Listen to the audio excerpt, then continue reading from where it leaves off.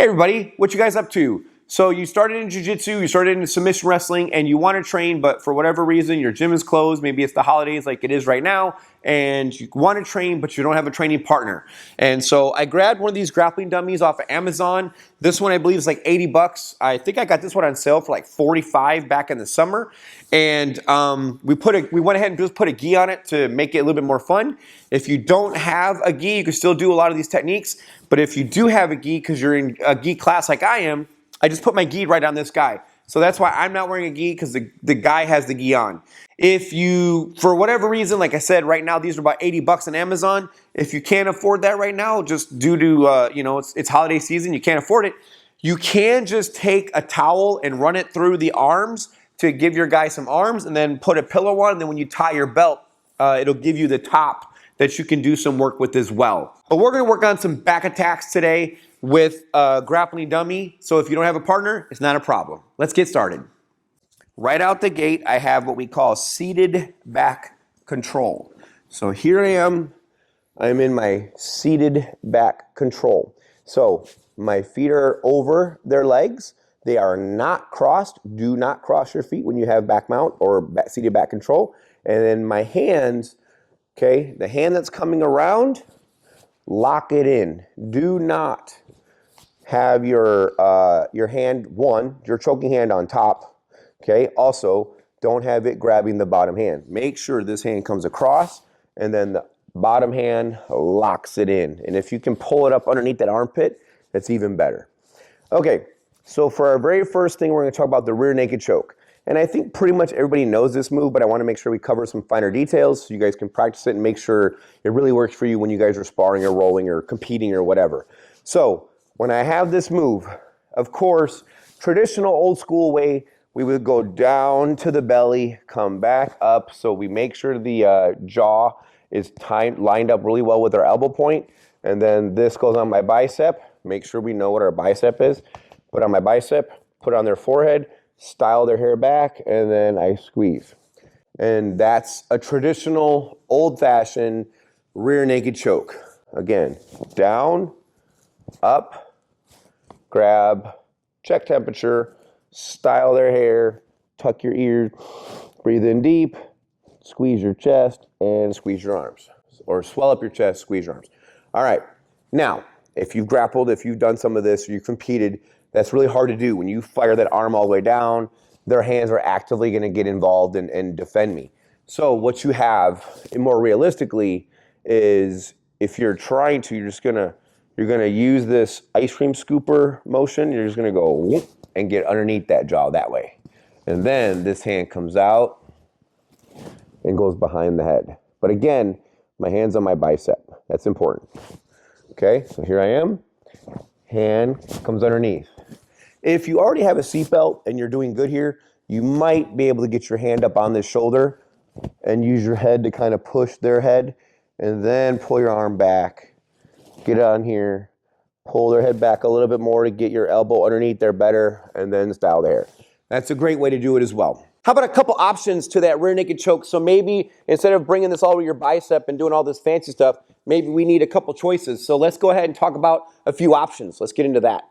Maybe you're really struggling to get your arms in there. Maybe they're really good at defending and they're not letting your hand, go all the way down, come all the way up, grab here. They're not letting you have all that. Or maybe even the ice cream scoop is proving to be quite difficult. So what's gonna happen is you're just gonna kind of punch this across, getting it to where you're just flat, horizontally parallel with their shoulders. So your elbow is touching one shoulder, your palm is almost touching the other shoulder. Then this hand's gonna come up, palm up, this is gonna come palm down. So you have your, what we call a gable grip. And at this point, you're gonna pull both straight back equally. And as you pull that back, it's just gonna cut your forearm right into their windpipe. That's called a short choke. And so it doesn't require all of this extra work. You just kind of go whoop, grip, and go.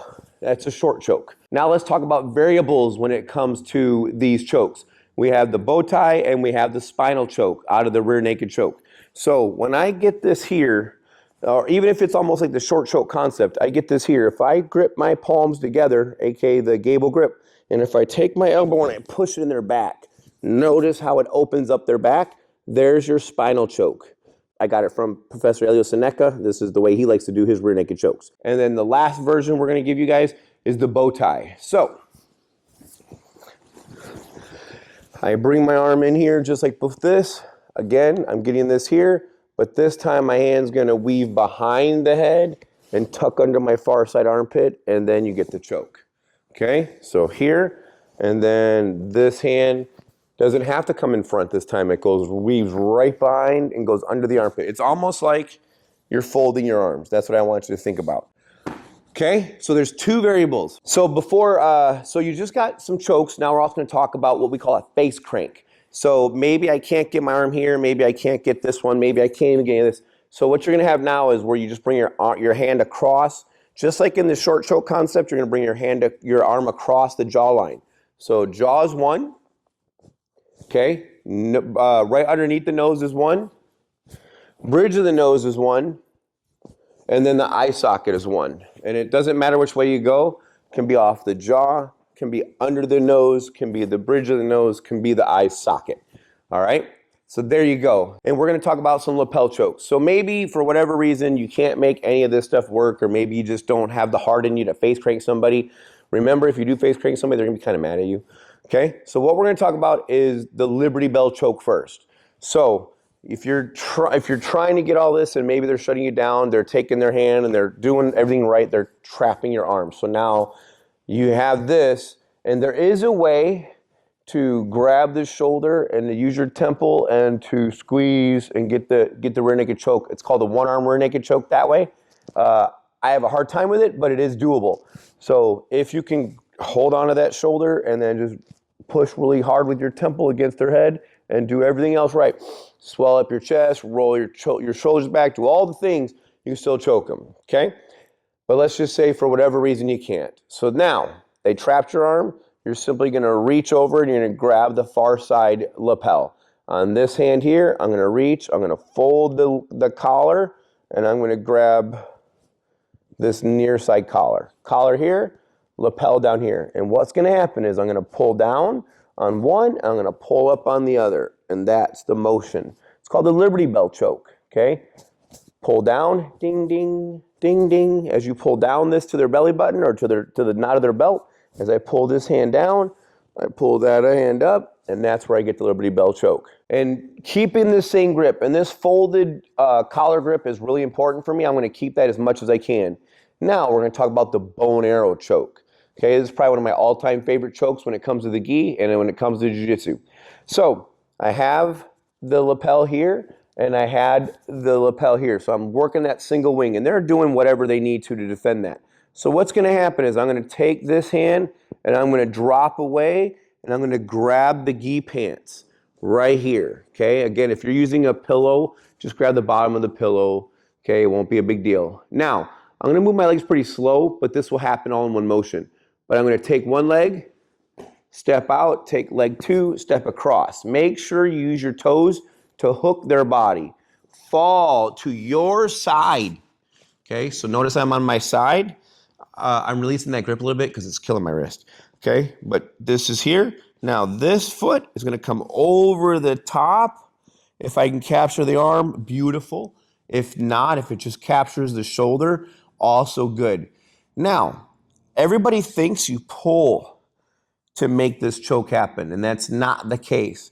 What it is you turn your leg in, okay? And that's where the choke happens. You can even stretch the leg a little bit, but it's definitely a turn first. So when I have this grip, that's the motion I want. And then I can also, what Professor Carlos talks about, turning the key. I'm going to try this other side to see if that helps my wrist a little bit. Give me a second. All right, so I'm here.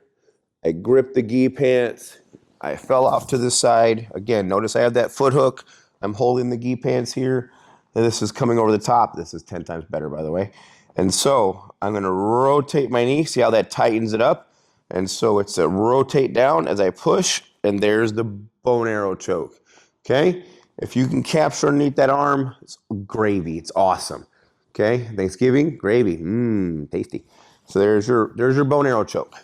So one of my favorite all-time submissions is the bow and arrow choke, and I really enjoy it. I think it's a cool submission, but sometimes they're already tracking you and they're not letting you have this leg. So I'm going to show you how to set up the bow and arrow to get the single wing, and then also you can use the single wing to set up a bow and arrow. Let's use this as a sneaky attack. So at this point now, I still have that collar grip. I still have the gi pants. I'm still over the shoulder. Again, you could always reach in like this, nice deep grip with the leg, so then they can't straighten their leg to get out of this. Okay, if I'm simply here, they can kick their leg really hard, boom, and I lose grip. Or I still have this grip, by the way. They'll take this hand and they'll push your hand away, and that's where the single wing is going to come into play. So when I'm here and this person pushes that hand away, when you punch that behind their head now, because when the arm's extended, it's easy to move around. So when they push on that, I just shove that behind their head, and that's a better single wing choke. Much better than trying to just get it underneath the armpit and they're going to punch your hand down. So I want you to set up your bow and arrow to get your single wing. One more time. So as I drop out, I'm here. As he pushes that hand away, I come up behind, and there's the single wing choke. One of my all-time favorite submissions, and funny enough, I was never given this in a jiu-jitsu class. We're gonna talk about the back mount armbar.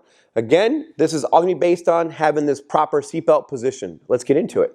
Seatbelt, hug the shoulder, drop out, back mount armbar.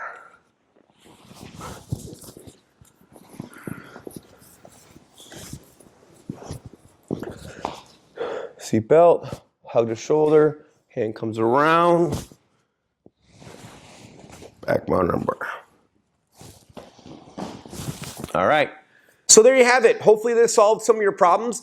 Maybe, like I said, you didn't have a training partner due to the holidays, or I do come into my own gym and I use this to drill and to practice on. So this is a solution for me, and I felt it could be a great solution for you. Let me know in the comment section below what you guys think. Hopefully you're able to get something out of it. Again, I'll leave a link below where you guys can get this. It's right there on Amazon. There are other versions. Some are cheaper, some are more expensive. This one I will vouch for, even though it's 80 bucks. It has held up really well. It's been in my gym. I think we're working on close to 6 months to a year. So I would say if you're looking for one, this is a good one to get. And then again, you can just put a gi on it, and then you can train gi and no gi stuff. Awesome. Well, you guys stay safe, keep training, keep your hands up. So we'll see you guys later. This is JD, and I'm out.